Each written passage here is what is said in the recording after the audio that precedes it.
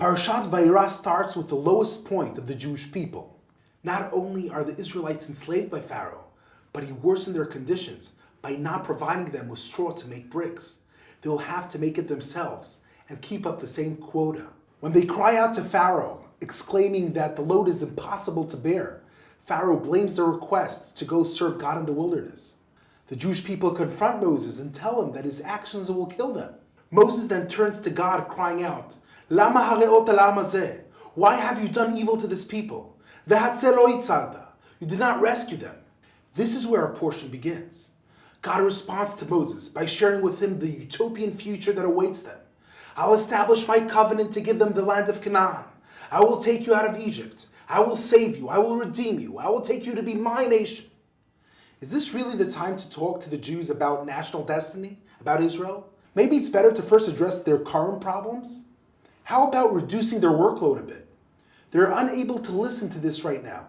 As the Torah tells us, "V'lo shamu mikotze ruach ve'avoda kasha." They did not listen to Moses because of shortness of breath and hard work. The idea of redemption was too distant for them to comprehend. Describing his struggle for freedom and independence in India, Mahatma Gandhi is known to have said, "First they ignore you, then they laugh at you, then they fight you, and then you win."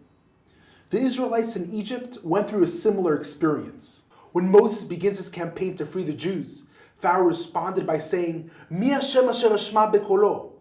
I do not know this God. Who is he that I should listen to his voice? He ignores God. When Moses shows Pharaoh how he turns his staff into a snake to prove that he's legit, Pharaoh is not impressed.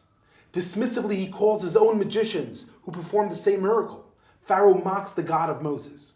But then he increases the Israelites' workload in the fear that the people are thinking of freedom and rebellion.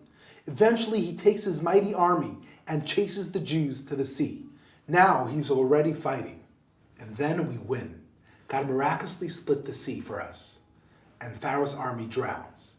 They ignored God, they laughed at God, they tried to fight against God, and with God's help, we prevailed.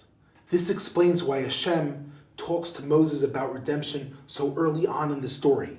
Sometimes when things get even worse, it's a sign that they will start to get better soon. Even in the darkest moments of exile, it's time to start thinking of a land flowing with milk and honey.